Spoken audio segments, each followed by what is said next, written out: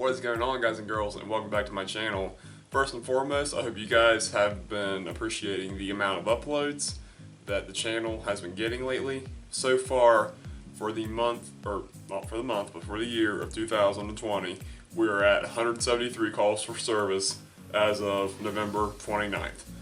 So, I'm filming this right now on the 29th, and I'm not sure when it's going to be uploaded to you guys, probably within the next few days, because I have all my videos on a scheduled plan, one video per day.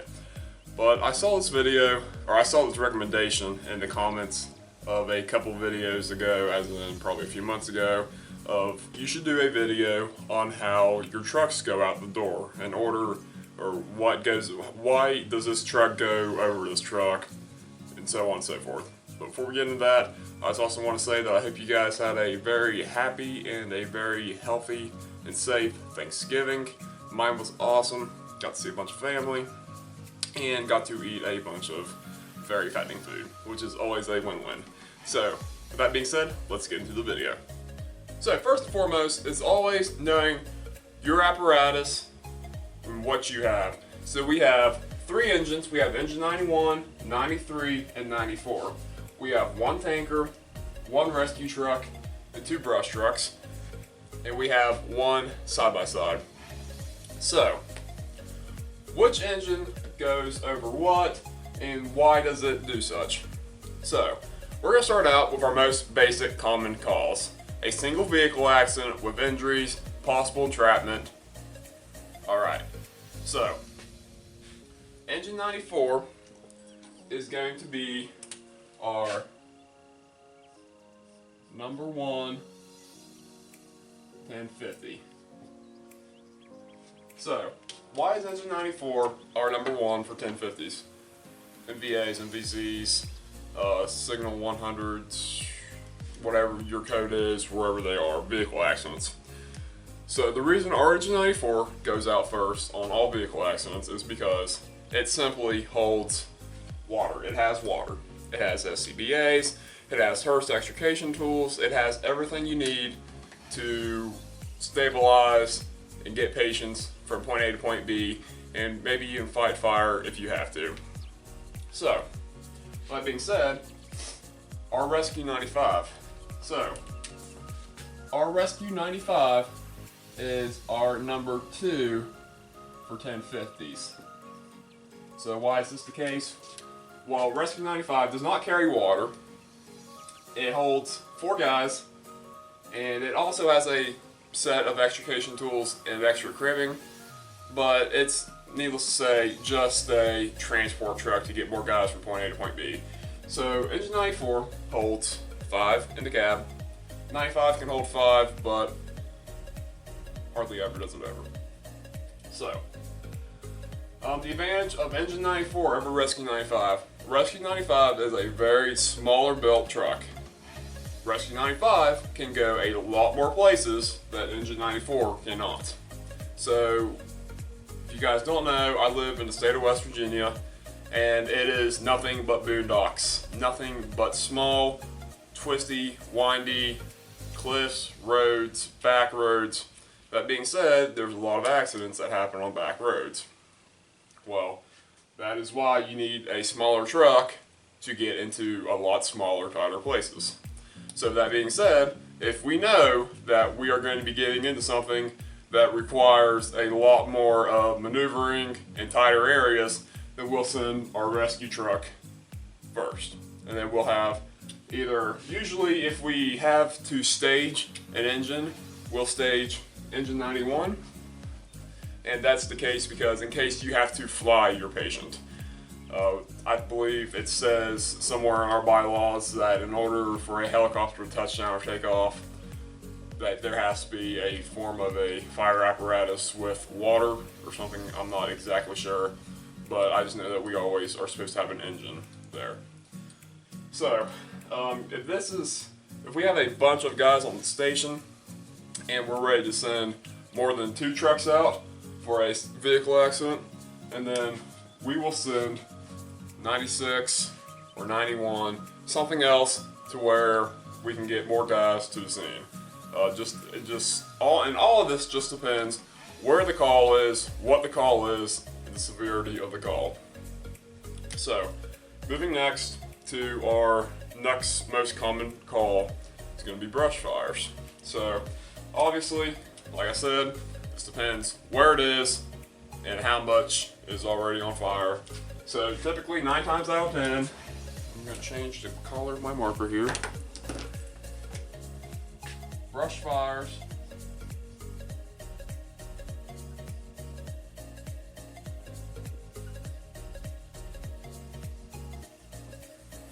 is going to be sustained by 96 or 97. 97 is more of a tank that can go anywhere in this county, I must guarantee it. 96, however, is faster, holds a little more water, has a lot more tools, it's just more comfortable to drive in general. However, we sometimes, depending on, like I said, what it is, where it is, how much of it, we will then send either, usually what I've noticed is Tanker 92 is our number 2 for wildlands. And then, depending on if there is a form of a structure that is being threatened or something like that, we would then upgrade it to an engine, whether that's 91, 94, usually be 91, because if it's in a more boondockish area, like I said, then 91 is a lot more, it's a lot better to put out on a windy road compared to a bigger engine. So, our next form of calls is going to be structure fires. So, with our new custom, 93 is now number 1 for all fires. So we have a form of an area in our county. It's called Spring Valley. That being said, Spring Valley is a lot more of a common theme trailer park area, you can imagine. Just put it into retrospects for you. So I think it's still kind of being thrown around. I don't know if it's 100% confirmed yet, but we are supposed to send 93 on all other fires except into the valley, which is where we will roll engine 91 first. Usually in the valley, if we ever have an actual Spring Valley fire, there's not much that we can do because it's all mostly just trailers. It takes us a little while to get there because it's on the other side of the county. And usually 9 times out of 10, it's already just an abandoned home that someone lit on fire, and we're just going to come and do a little surround and drown, maybe a little overhaul, and just make sure that there's no other structures being threatened by it. So, that being said though, we'll mark 91 for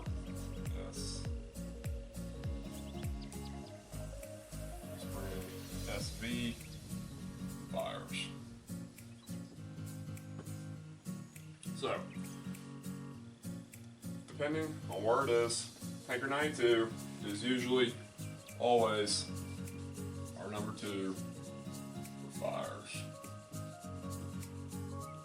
Unless it is a in-town fire. If it is an in-town fire, our order would go 93, 91, 94, then the tanker. Because in Elizabeth, in our general area, there are fire hydrant accessibilities. If we have to, in order to catch a hydrant, the odds are we aren't going to be needing to shuttle water unless it's a very, very big blaze. So usually we don't like to pull the tanker out on structure fires in Elizabeth because it's usually not ever needed unless it's being used as a transport truck. And then in that case, it'd be used to take 2 guys from point A to point B. So now, moving on to another form of calls. Our next most common is EMS assist. So as I've stated in the comments before, I've never actually said this on camera, we do not run first responder medical calls. The only calls that we ever ask for service on is whenever the ambulance crew themselves request the fire department. They would only request the fire department for 4 things. 1, be lift assist for bigger patients, or unless they're in the boondocks and they need help carrying someone out. Number 2 would be to assist in an LZ setup for a helicopter. Number 3 would be for a side-by-side request, because we stage our side-by-side in our station. And number 4 would be for a CPR backup. If the squad is a BLS squad or even an ALS squad, and they need help moving patients, doing anything like that, because usually our squad is a BLS squad and the ALS crew is about 30 to 40 minutes out on a good day. So, that being said, Rescue 95 is our number. Let's mark this right away. Our number. Alright, use that color.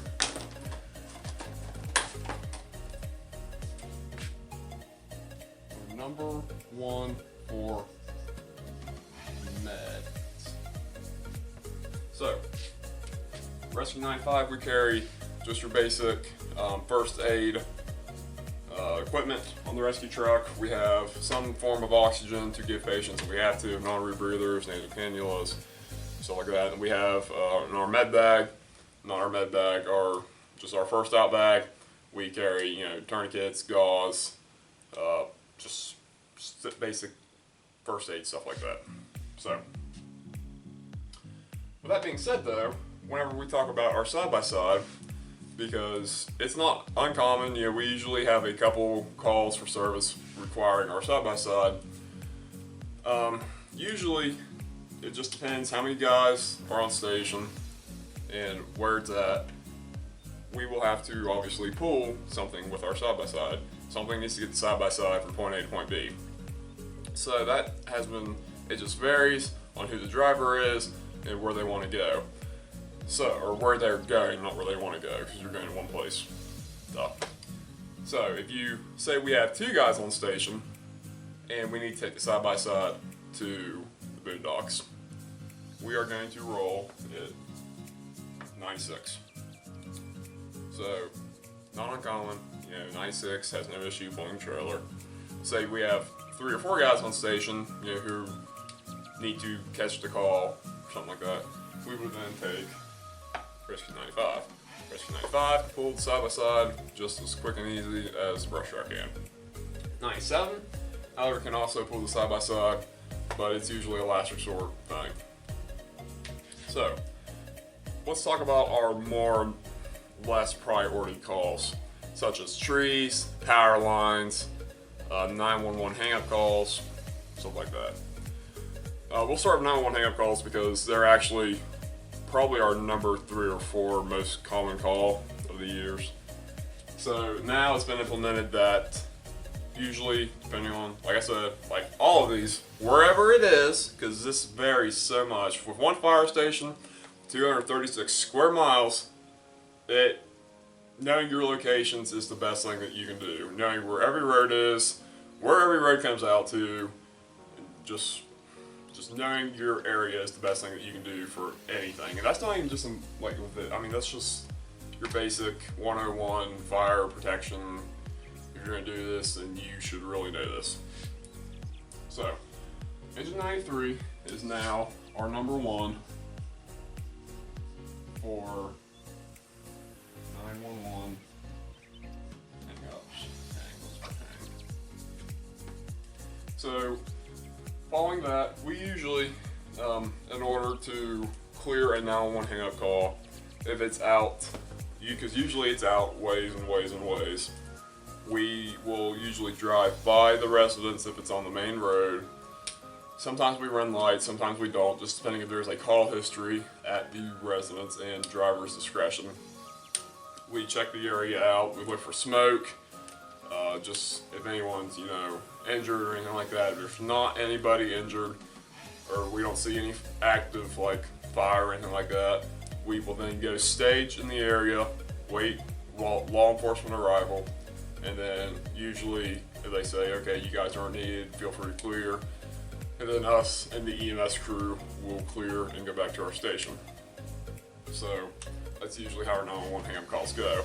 However, there are times when the tanker will go out for number 2 for 911 hang-ups. So that's just because, why would you send a tanker on a 911 hang-up call? Well, the only reason the fire department is going out to a 911 hang-up call is the possibility of something being on fire somewhere, or some form of injury that requires fire and EMS. That being said, you get out 15 minutes away from the station. Would it not be best to have something that has a lot more water compared to another engine close by that's only 5 minutes away instead of it being 15 minutes away? So that's why we would send the tanker out on 911 hang-up calls. So when it comes down to power lines, trees, or anything like that, we have now actually, we've been kind of in a little discretionary thing going on. We have ran trees down in the road and whatnot before, and we've gladly went out and assisted DOH in doing such, of removing the trees and providing traffic control for them.